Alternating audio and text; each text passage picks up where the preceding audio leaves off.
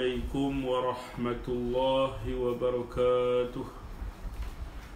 بسم الله الرحمن الرحيم. الحمد لله الواحد القهار العزيز الغفار المكور الليل على النهار تذكرة لأولي القلوب والأبصار وتبصرة لذوي الألباب والاعتبار الذي أيقظ من خلقه من اصطفاه فزهدهم في هذه الدار. أشهد أن لا إله إلا الله وأشهد أن محمدا عبده ورسوله. اللهم صل وسلم على هذا النبي الكريم وعلى آله وصحبه أجمعين. اللهم صل على سيدنا محمد طب القلوب ودوائها وعافية الأبدان وشفائها ونور الأبصار وضيائها وعلى آله وصحبه وسلم. أما بعد. اللهم اشفنا من كل داء وعافنا من البلاء. اللهم اشفنا من كل داء وعافنا من البلاء. اللهم اشفنا من كل داء وعافنا من البلاء. آمين. Alhamdulillah. Pertama dan selamanya, marilah sama-sama kita melafazkan kesyukuran pada Allah Subhanahu wa ta'ala di atas segala limpah kurniaan nikmat Allah Subhanahu wa ta'ala. Pada malam ni sama-sama masih kita dapat mendengar kuliah ataupun pengajian kitab Bughayatul Tullab bab puasa, dan bersyukur kita pada Allah Subhanahu wa ta'ala diberikan kenikmat iman, Islam, kesihatan tu badan kita semua. Mudah-mudahan kita semua dirahmati dan diampuni oleh Allah Subhanahu wa ta'ala. Muslimin muslimat sidang penonton yang dirahmati dan dikasihi Allah. Sambungan daripada kitab Bughayatul Tullab muka surat 105, muka surat 105, pada kata musannif rahimahullahu ta'ala. Dan kata Syekh Taifi, maka tembakau apabila disampaikan asapnya tembakau kepada rongga, maka batal puasa seorang dengan disampaikan asapnya kepada rongga. Maklum, kita tahu semalam bacaan kita semalam ada ulama yang mengatakan isap rokok, isap tembakau lah, asap tembakau pada bulan Ramadan tidak membatalkan puasa. Begitulah juga pandangan Syekh Ziyadi, kerana kata dia asap tu bukan ain, hanya asar. Dan setengah daripada anak murid Syekh Ziyadi ni, dia buat paip rokok, lalu ditunjuk pada tok guru dia, di paip rokok tu ada kesan, mana ada ain daripada merokok. Maka ketika tu Syekh Ziyadi kata rokok ni batal puasa. Begitulah jumhur ulama dan fatwa-fatwa di tempat kita ni mengatakan bahawasanya menghisap rokok tu batal puasa sebab ada ain. Kerana dikaji apabila hisap rokok ni ada kesan di paru-paru kita, ada kesan hitam, maka kesan hitam itulah dikatakan ain. Maka jumhur ulama mengatakan menghisap rokok tu membatalkan puasa. Jadi yang hisap rokok tu janganlah bulan puasa hisap rokok. Dan lebih baik lagi jangan merokok tu senang. Sebab fatwa kebangsaan pun mengatakan rokok ni haram hukum dia. Jadi kita jangan merokok lah, senang. Hisap benda lain, hisap bucu kita. Maka batal puasanya seorang dengan disampaikan asapnya tembakau tu kepada rongga. pada ni takluk pada kata batal. Batal tu pada Syekh Ibnu Hajar dan Syekh Barmawi kata batal kerana ada ain, ada kesan. Ni kata ulama ni. Dan orang yang mengikut dia Syekh Ibnu Hajar dan Syekh Barmawi. Orang ni mana ulama lah. Apabila diisap tembakau dan sampai ia asap ke dalam rongganya, batal puasa dengan dia dengan sampai ia ke dalam rongganya. Ini pendapat Syekh Ibnu Hajar, begitu juga Syekh Barmawi dan yang mengikut ulama-ulama yang mengikut keduanya mengatakan batal apabila sampai ke dalam rongga. Itu habis. Dan katanya Syekh Taifi tu dia punya nya tu tulislah marjik dia nah. Dan katanya Syekh Taifi dan dibeza akan asap setanggi, bahawasanya asap tembakau itu dikosak akan dirinya nya asap, tiada baunya nya asap. Kalau setanggi lah kita kosak apa? Kosak bau. Ada pokok bukan kosak bau dah, kosak asap. Tidak kalau kata kosak bau, hidup bau itu nah. Dan asap setanggi itu dikosakkan baunya nya asap setanggi. Tiada dirinya nya asap setanggi. Tiada dirinya nya asap setanggi.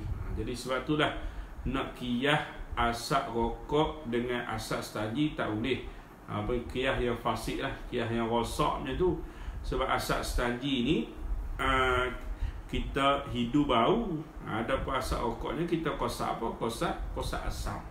Jadi itulah, sebab itulah kata Syekh Taifi, hukum dia adalah batal. Ada ain. Dan kata Syekh Jamal pada Hasyiah, itu kelebihan kitab Buyah ni, dia banyak mendatangkan nakalan-nakalan daripada pandangan ulama-ulama. Dan kata Syekh Jamal pada Hasyiah, dan setengah daripada ain itu dukhan, yakni asap. Ini kata Syekh Jamal, setengah daripada ain itu dukhan, yakni asap tembakau. Asap tembakau dikira ain. Tetapi atas tafsir lah, atas huraian. Mana tafsir? Maka jika ada ia seorang, iaitu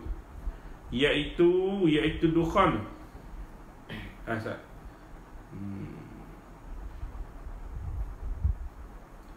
Iaitu dukhan diminum pada zaman sekarang ini. Ini masa zaman Syekh Jamal, daripada tempat perbuatan yang ma'ruf seperti shisha atau buri. Apa benda buri ni tahulah kan. Ada satu bagi pada shisha juga tu. Batal puasanya. Dan jika ada lain berkelakuannya seperti asap yang masuk-masuk, tiada batal puasanya. Inilah yang muktamadnya, inilah yang qaul yang muktamadnya.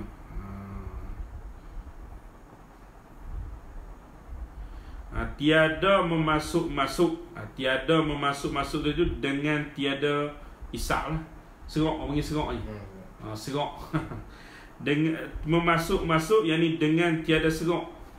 Serok ni bahasa apa? Tu bahasa apa nah serok ni? Tani. Bahasa tani dah. Serok. Itu.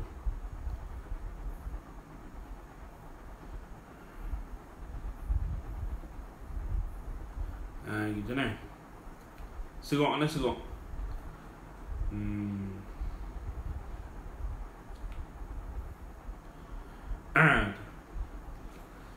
Seperti asap yang memasuk-masuk ini dengan tiada serok, yakni suatu kita lalu kok tepi orang sokok yakni suatu kita lalu kok tepi orang isap rokok kita tak isap lalu kat tepi tu tak batal. Kalau isap batal. Inilah yang muktamadnya, inilah pendapat yang muktamadnya. Jadi senang-senang tu jangan isap rokok bulan puasa kerana itulah jumhur ulama pendapat bahawasanya isap rokok tu membatalkan puasa. Tadilah kerana asap itu adalah ain, bukannya asap. Buktinya ada kesan hitam pada paru-paru dan pada batang paip tu. Sujunan setengah daripada murid Syekh Ziyadi kata tengok ni ada kesan. Kesan tu lah ada warna hitam. Warna hitam tu lah dikatakan ain. Faidatun hazihi faidatun, ini satu faedah. Faidatun ai hazihi faidatun, ini satu faedah. Faidatun hazihi faidatun, ini satu faedah. Adapun meminum shisha dan upamanya, yakni isap asap tembakau, bagi orang yang tiada imsak, yakni tiada puasa. Tiada imsak, yakni tiada puasa, disebut oleh Syekh Abdul Wahab Al-Ghumri Al-Khatib pada kitabnya yang bernama Arafun Nada fi Syarhil Qasidah, Qasidatu Benu Wardi. Telah bersalah-salah ulama padanya, pada isap asap tembakau. Setengah berkata dengan halal menghisap tembakau. Setengah ulama kata isap rokok ni halal. Ni bukan waktu puasa ni. Mana waktu tak puasa. Setengah ulama kata menghisap tembakau, halal menghisap tembakau. Hukum dah halal hisap tembakau, hisap rokok rokok ni mana tu kau buat skrik ni je. Kau tembakau dulu tu. Dan setengahnya ulama haram. Ada ulama kata haram weh. Tu tengok. Dan menakal ia mana? Ia Syekh Abdul Wahab Al-Ghumri daripada kalam Al-Allamah Abdul Rauf Manawi dan lainnya, dan tiada orang yang meminum tembakau itu haram bagi zatnya. Tiada orang yang meminum tembakau itu haram bagi zatnya yang tembakau, tetapi adalah seperti lainnya. Mana seperti lainnya? Daripada segala perkara yang harus jual. Dan orang yang mengharamkan tembakau bagi zatnya tembakau, itu setengah berdakwa yang tiada dalil atasnya mana? Atasnya mengharamkan tadi tu. Atas mengharamkan tembakau. Jadi ada pandangan macam-macam ulama lah. Habis. Kata setengah ulama daripada a'immah Syafi'i, daripada ulama-ulama Syafi'i, tiada haram isap tembakau sekira-kira tiada menghilangkan akal dan tiada pula memberi mudarat bagi tubuhnya seorang. Lalu ni kalau isap tembakau ni beri mudarat kat tubuh. Kena tanya ahlu zikr, kena tanya doktor lah. Doktor kata beri mudarat kalau kata beri mudarat tak boleh, haram pula. Dan barang yang hasil bagi orang yang meminum akan dia akan mana? Gitu. Tembakau. Dan barang yang hasil bagi orang yang meminum akan tembakau, lumpuh dan pusing kepala. Dan umpamanya itu daripada ketiadaan menghilangkan akal dan tiada memberi mudarat pada tubuhnya, tiada mewajib akan haramnya tembakau tu. Kalau boleh sampai hilang akal, memberi mudarat, itu hukum dia ada haram. Tapi ada juga orang isap rokok sampai sihat elok, sampai tua bagi dia tak haram, tak mudarat Kita ni kalau kita tanya doktor akan kata lah mudarat. Rosak paru-paru, jantung dan sebagainya. Bahkan di kotak rokok tu pun dia kata dah merokok membahayakan kesihatan. Jadi tak boleh rokok lah itu nah. Sabna lain. Dan demikian lagi telah memfatwa oleh Syekh Muhammad Syaubari Syafi'i. Dan demikian lagi kata Syekh Ali Al-Jahuri pada risalahnya, namanya Risalah Al-Ikhwan fil Qawli Bihillid Dukhan. Bihillid Dukhan, beberapa ulama mengharuskan daripada Syafi'i dan Maliki dan Hanafi dan Hambali, seperti Syekh Ahmad Al-Qalbi Al-Maliki dan Syekh Ahmad At-Tahriri Al-Hanafi dan Syekh Mudda'i Al-Hambali Al-Maqdisi. Ittifaq mazhab yang empat pada menghukumkan sucinya tembakau dan harus meminumkan dia tembakau jika tiada menggaibkan, menghilangkan pada akalnya dan tiada mudarat pada badannya seorang. Ini umum hukum lah. Jadi kita yang berada pada zaman ni, sebab hukum dia berubah lah. Benda ijtihad, bukan kata hukum qat'i lah, benda hukum ijtihadi, maka kita kena melihatlah pada pendapat ulama-ulama pada zaman kita lah. Majlis fatwa lah, majlis fatwa supaya selari setiap negeri dia ada mufti, dah ada majlis fatwa dah lah. Jadi mereka yang pihak yang berautoriti dan lebih bertanggungjawab untuk menghukumkan bahawa haram ataupun tidak. Jadi kita mengaji hak disebut dalam kitab, begitulah hak ulama-ulama sebutnya. Jadi sekata ulama, sekiranya memberi mudarat, menghilangkan akal, memberi mudarat, maka hukum dia adalah haram lah, bukan lagi harus. Tetapi kalau tidak memberi mudarat, maka harus boleh syauqah. Gitu. Maka dikata orang adalah orang yang meminum asap tembakau itu, syauqah lah jumlah daripada saraf. Dan saraf ni melampaui lah, dan saraf itu haram. Jawabnya bermula saraf pada yang mubah itu atas jalan ini, jalan harus ni, jalan ini jalan harus, tiada dinamakan saraf.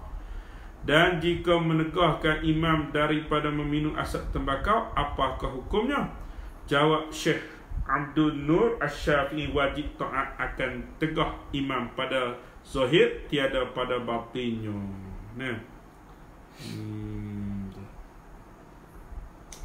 Wajib taat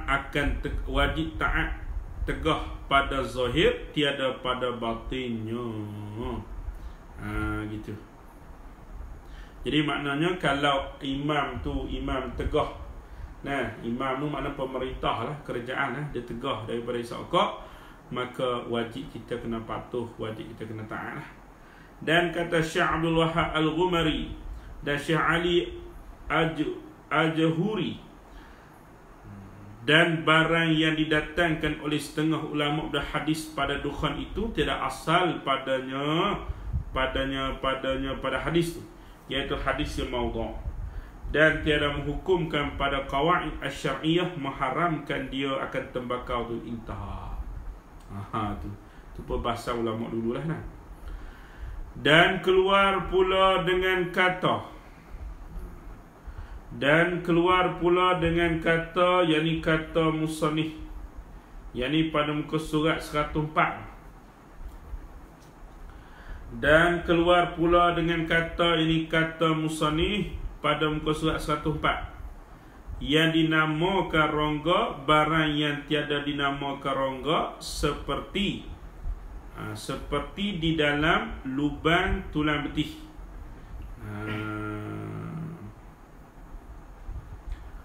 Seperti di dalam lubang tulang betih dan lengan, atau di dalam daging paha. Kalau masuk waktu tidak dinamakan rongga, sebab dia bukan lubang yang terbuka. Tafriq dah. Maka jikalau mengubati seorang akan lukanya seorang yang pada betih atau pada lengannya seorang atau pada pahanya seorang, maka sampai ubat itu ke dalam sera tulang betihnya, masuk nyerat ke tulang betih, atau pada sera lengannya atau pada daging pahanya, maka tiada batal puasanya dengan sampai ubat. Sebab dia bukan rongga terbuka. Bubuh ubat ke mana? Kok paha, kok betih, kok lengan. Sera masuk ubat ke lengan, ke betih dan sebagainya, maka apakah hukum dia? Hukum dia tidak membatalkan puasa. Itu. Maka jikalau mengubati, mana dia? Dan jika dicocokkan jarum besi ke dalam daging pahanya, tiada batal puasanya kerana tiada di sana rongga. Sama ke bilang puasa cocok punggung ke, cocok paha ke, cocok lengan ke, batal tak puasa? Tak batal. Manakah simpul hasilnya cocok ketika bulan puasa tidak membatalkan puasa. Sebab dia bukan rongga tu, kalau cocok kat mulut, berubat kat mulut, kat telinga, dia kira rongga yang terbuka. Kalau bukan rongga yang terbuka, kat paha, kat punggung, kat tangan, itu tidak membatalkan puasa. Dan jika meminum seorang, maka sampai tak kena. Dan jika menikam seorang, tikam lah tu, minum pula. Dan jika menikam seorang, maka sampai sikin. Sikin ni mana pisau. Maka sampai sikin pisau itu ke dalam rongganya seorang, atau dimasukkan kayu atau barang sebagainya, kayu seperti batu, ke dalam zakarnya, ke dalam lubang zakarnya atau telinganya, maka sampai kepada batinnya zakar dan telinga, batal puasa dengan sampaikan sikin tadi. Batal. Jika sekehendaknya melebihi, tetapi jika tiada dengan ikhtiarnya seorang, tiada batal puasa dengan sampai sikin. Memasukkan pisau, ikutlah apa batu ke apa saja ke dalam rongga yang terbuka, hukum dia batal. Terpegang tu kan.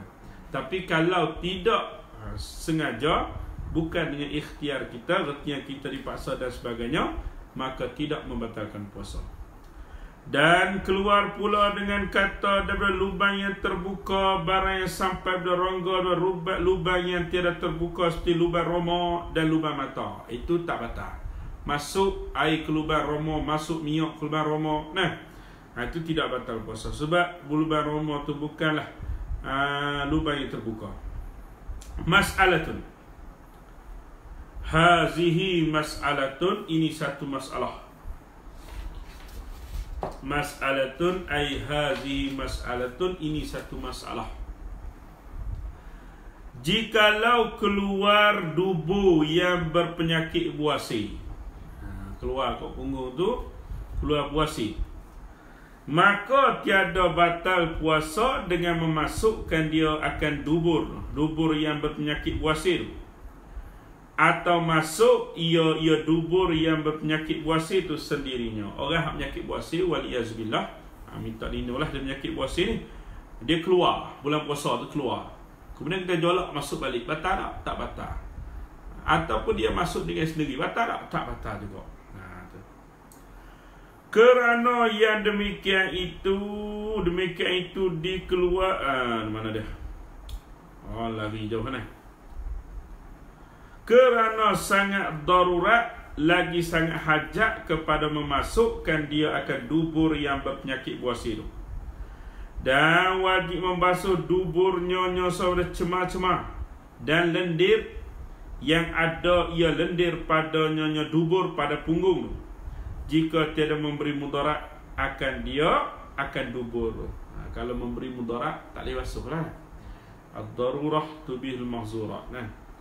Dan tiada batal puasa jika termasuk lalak dan umpamanya lalak kepada batin mulut. Termasuk lalatkan nyamuk bukan sengaja tu lah tak batal. Maka janganlah dikeluarnya seorang akan lalat. Dan jika dikeluarkannya seorang akan lalat, batal puasanya. Kerana yang demikian itu dikeluarkannya jumlah daripada menyahja muntah. Lalat masuk dalam mulut, biar batal ke tak? Kita jolok beri muntah keluar lalat, batal tak? Batal, dikira sengaja. Maka adalah kebanyakan manusia masuk umpama lalat, padahal ia manusia puasa. Bersungguh ia manusia pada mengeluarkan dia akan lalat, maka iaitu khata', ini salah. Bahkan dikeluarkan lalat dengan tiada ikhtiar nyonya seorang, seperti ghalabah, mengerasi atasnya, tiada membatalkan puasanya seorang, atau ditakut akan mudarat, tak batal lah. Jika tiada dikeluarkan dia lalat yang mengharuskan tayamum, maka harus mengeluarkan dia akan lalat tu, dan wajib atasnya mengqadakan puasa. Dan tiada batal puasa jika termasuk debu jalan raya, atau debu tak kala menyapu rumah, atau debu tepung tak kala mengayakkan dia akan tepung, sama ada banyak atau sedikit, kerana sukar memeliharakan daripada debu jalan raya ke, debu kita kemas rumah ke, ataupun debu tepung hak kita ayak dah, nak buat kuih ayak tepung, masuk debu dalam mulut, terlah, bukan sengaja masuk tidak membatalkan. Dan jikalau dibukakan mulutnya dalam air, maka masuk air ke perutnya, maka batal puasanya, sebab taksir, cuai, tiada memelihara daripadanya, masuk air ke dalam mulut, ngangung mulut je dah. Dan demikian lagi jika masuk air ke dalam rongga daripada lubang terbuka telinga, taklah mandi menyelam kerana sejukkan badannya, batal puasa dengan masuk air. Bulan puasa kita terjun air latar lah. Masuk air kot telinga ke, kot hidung ke, kot punggung ke lubang zakar, maknanya rongga yang terbuka. Batal tak? Batal. Dah lah batal. Kena bayar pula sebab dia sengaja membatalkan. Tu. Dengan selang lah, pakai cebok. Kalau mandi wajib lain lah. Mandi wajib ke mandi sunat, tu masuk pun tak apa lah.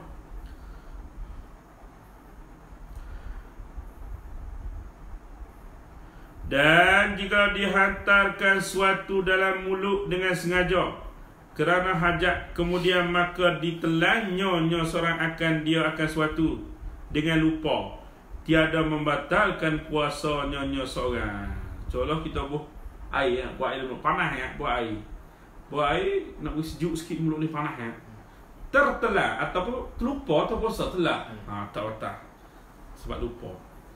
Dan menguatkan kata ini kata Darimi, jikalau ada pada mulut seorang atau pada hidungnya air, kemudian maka bersing ia seorang, lalu termasuk turun air ke dalam perut atau naik ia ke dalam otaknya, tiada membatalkan puasanya seorang. Habis. Syahdan. Telah terdahulu perkataan bahawa batal puasa dengan menyahaja memasukkan air ke dalam rongga. Syaratnya batal puasa, ada ia seorang tahu akan haramnya, lagi dengan ikhtiarnya nyonya seorang. Mana kalau jahil tidak batal. Jahil ni maknanya baru masuk Islam ataupun perkampungan yang jauh daripada ulama. Maka jika makan atau minum seorang dengan lupa akan dirinya seorang puasa, atau jahil ia seorang akan haram minum atau makan, atau digagahi orang akan seorang atas minum, maka tiada batal puasanya seorang. Dan jikalau ada makannya seorang banyak atau minumnya itu banyak, sekalipun kerana disebut pada hadis yang sahih bahawasanya Nabi SAW bersabda, man nasiya wa huwa shaimun fa akala aw syariba falyatimma saumahu fa inni at'amahu Allahu wa saqahu wala qada'a alaihi wala kaffarata. Man nasiya wa huwa shaimun fa akala aw syariba falyatimma saumahu fa inni at'amahu Allahu wa saqahu wala qada'a alaihi wala kaffarata. Yakni barang siapa lupa padahal ia seorang puasa, maka memakan ia barang siapa atau minum ia barang siapa, maka hendaklah ditamamkan, disempurnakan puasanya barang siapa, maka hanya sahaja Allah Ta'ala menganugerahi akan dia akan seorang, memberi akan dia seorang makanannya seorang dan minumnya seorang, dan tiada qada atasnya seorang, dan tiada kafarah atasnya seorang. Jadi makna kalau minum, kalau makan dengan terlupa banyak sekalipun tidak membatalkan. Ni dalil dah lah. Itu ni dalil dah lah. Kemudian kata musannif rahimahullahu ta'ala, maka iaitu hukum orang yang puasa. Maka iaitu hukum orang yang puasa bersalahan dengan hukum orang yang sembahyang, maka batal sembahyangnya seorang. Tu jika ada kalimah jika, maka batal sembahyangnya seorang jika lupa ia seorang akan sembahyang makan banyak. Maka dalam sembahyang dia makan dengan terlupa, batal tak batal? Maka perbezaan antara keduanya hukum orang yang puasa dan orang yang sembahyang. Maka perbezaan antara keduanya hukum orang yang puasa dan hukum orang sembahyang, kerana adalah orang sembahyang itu ada kelakuannya yang mengingatkan dirinya orang di dalam sembahyang. Seperti rukuk, sujud, itu kelakuan yang mengingatkan dia. Rukuk, sujud, takbir, semua tu dah.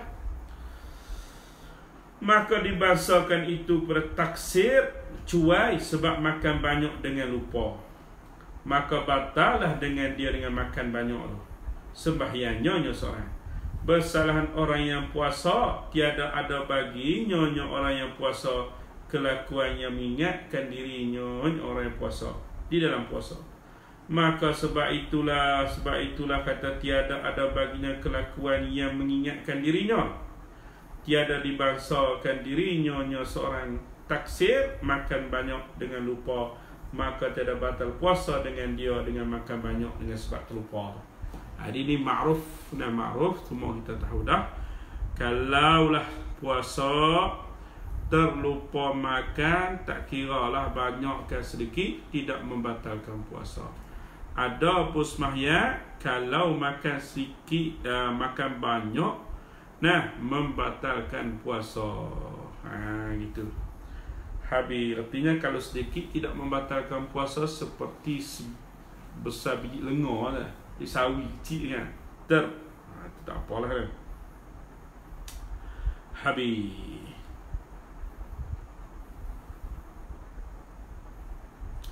Kata dan seperti makan dan minum. Panjang lagi tu dan makan dan minum. Jadi insyaAllah mudah-mudahan apa yang kita belajar pada hari ini dapat kita manfaatkan. Panjang lagi ni. Panjang lagi.